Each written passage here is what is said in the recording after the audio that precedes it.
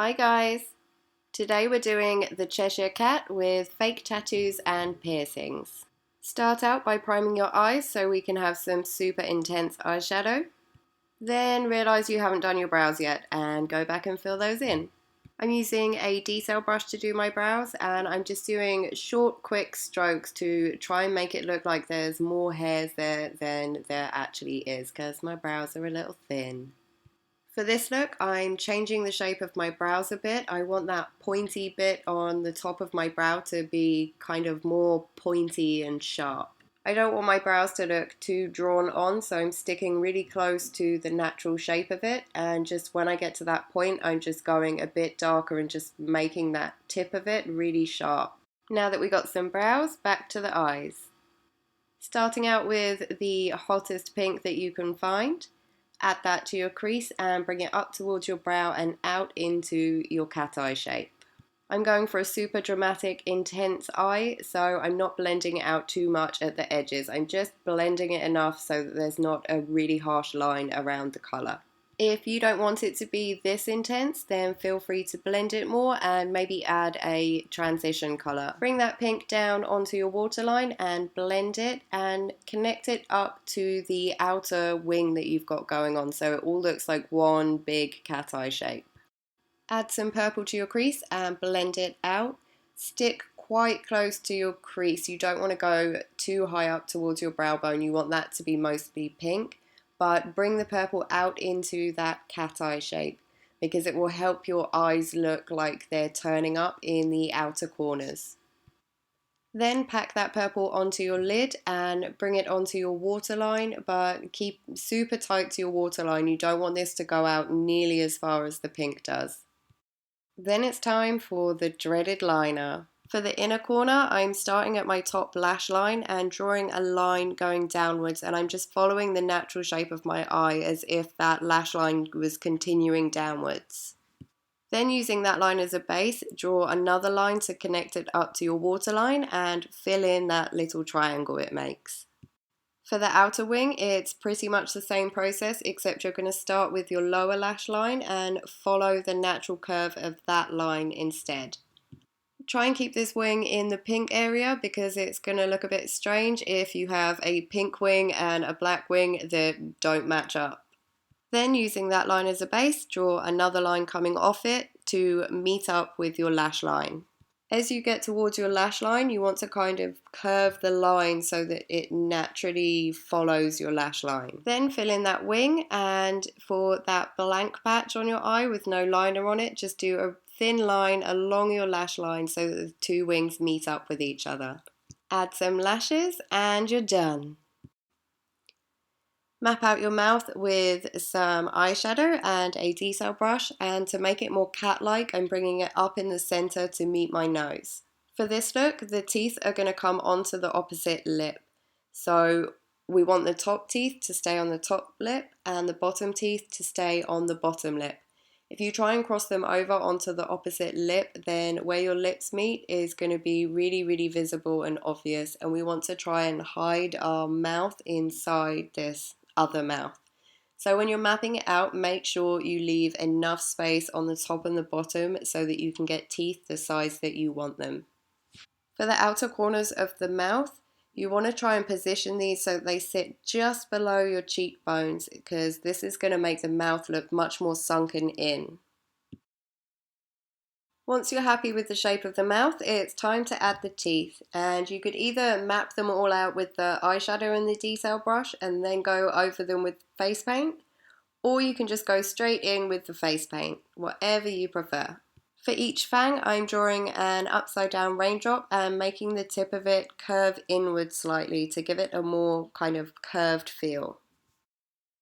When you're doing the fangs that go over your lips, try and keep your lips really relaxed. If you purse them or try and tighten the skin while you draw them on, when you relax your face again, those fangs are going to look really wonky and the lines won't line up properly. For the bottom fangs, the raindrops are the right way, and you just want to make all of these ones fit in the spaces between your top row of teeth. Then fill them all in with white face paint. For the gums, I'm using Mehron Paradise paint in red, and a detail brush. And I'm adding a little triangle between each tooth to join them up, and if the gum underneath the tooth is visible, then I'm filling that in as well. Basically anywhere where you would naturally see gums, paint red. Then fill in any remaining space in the mouth with black, so go between all of those teeth. And this is where you can really kind of clean up those lines and make sure you've got nice sharp points on your teeth. To make the mouth look a bit more three-dimensional, take a matte brown eyeshadow and go around the outside edge of the lips and just blend it slightly with the skin. This is like the shadow that you would get as the lips kind of curled under towards the mouth. To make the teeth look more 3D, take some matte black or grey eyeshadow and add some shadows onto those teeth. So fangs are normally curved, so for the shadow on the top of the tooth, it would curve round and follow the gum line. And the shadow going down the side of the tooth would be on the outer edge, so the edge that's furthest away from the center of your face. The best way to work out where shadows and highlights should go is to look at some kind of reference. So even though you probably don't have fangs, if you look at your own teeth when you do a really big grin, then you should be able to see what parts are shadow, what parts are highlights, what parts are just tooth. And if you've got a dog or any other kind of fanged creature hanging around your house, then you could try and have a peek in its mouth. To make everything that's inside the mouth look like it's inside the mouth, we need to add some shadow coming off of the lips. So with that same black or grey matte eyeshadow, go around the inside edge of the lips, so on top of the gums and the teeth, and add the shadow that would be casting. Now that we've got some shadows, we need to add some highlights. I'm using the same white face paint that I used for the teeth, and I'm adding the highlight almost in the center but just slightly to the opposite side of the shadow. Because this is the same color that we used for the base of the teeth, it's not going to be a super intense highlight. Putting the shadows on will have darkened the teeth slightly, so you will get some effect from it. But if you want it to be more highlighty, then you could mix a tiny bit of light blue into the white paint. The cheeks were looking a little bit bare, so I decided to add the hot pink as a blush, and it was a big mistake. It was way too much. So if you've got any kind of pink toned blush, then you could use that and it would look good. Or you can use the hot pink and then just tone it down with a face powder. To give a whiskery feel without actually drawing whiskers on, take an eyeliner and give yourself some freckles. I'm focusing the freckles mainly on the apples of my cheeks because that's where they would be on a cat, if a cat were a person. Probably. Painless tattoo time. For the lettering, it's really hard to get even lettering, especially if you're doing it on yourself. So I made these little stencils just with a craft knife and some thick craft paper. And I'm just holding the stencil flat against my skin, taking a makeup wedge and dipping it in some black and some blue face paint, and then patting it over the stencil. Because this lettering was so thin, it didn't really come out so well, but it was good enough as a guide to then go over with a detail brush and just some of that black and blue face paint. To line the letters up, if you fold up one edge of the stencil, then you'll be able to see the previous letter and it will be much easier to get them in line.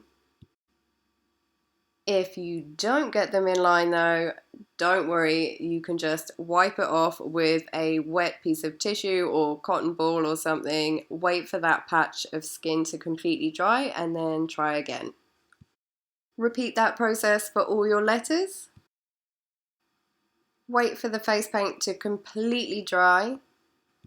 Take a fluffy brush and some face powder. I think this works much better with loose face powder, but you could still do it with the pressed stuff. And absolutely cover those letters in face powder, like more face powder than you've ever used in your life. Then brush off all of the excess and ta-da! Painless tattoos. For the stripes, I painted them on freehand, so just using a detail brush and some black and blue face paint mixed together, and then fill in all those stripes. I prefer the way the stenciled stuff came out. I think it's much easier to get a translucent covering of the face paint and for it to look even when you're using a stencil. And with the hand painted stuff, the face paint is just really thick and opaque, so you don't get that kind of tattoo feel. But anyway, once all your stripes are on, wait for them to completely dry, cover them in a ton of face powder and brush off all of the excess. If you're impatient like me and you didn't wait for it all to dry, then the face powder will stick to any wet patches and it will make it look a bit uneven, and the face paint will transfer onto your brush and then transfer anywhere where your brush touches. So if you end up with bits of tattoo where there shouldn't be, you can just take a wet cotton bud or cotton ball or tissue and just clean that up. The teeth weren't quite grizzly enough, so I went back in with a detail brush and some Mehron Paradise in red, and I just added some blood to the tips of the teeth. Don't go too crazy with the blood because you don't want to cover up all that beautiful shading that you did earlier. Then I'm taking a feather and cutting it up into smaller pieces and then sticking it in between the teeth using some lash glue. I'm keeping them mainly on one side of my mouth so that I'm not kind of covering up the whole mouth with feathers. Because we've got blood on the teeth, we need some blood on the feathers. So use that same red face paint and just add blood to the feathers and kind of rough the feathers up a bit. For the piercings, I'm applying some spirit gum where I want the piercing to be, waiting for it to get tacky, and then pressing the metal ball into it and just holding it for a couple of seconds till it sticks. A better way to do this would be to get some plastic silver balls from a craft shop and stick them on with lash glue. Lash glue and plastic balls are much easier to get hold of, and if one of them does fall off, then it's no big deal. You're not going to be scrabbling around on the floor looking for a piece of jewellery. For the septum ring, I just took a body jewellery ring and stuck it up my nose. And that's it, guys. Add a wig, add cat ears or contacts or whatever else you feel finishes off the look.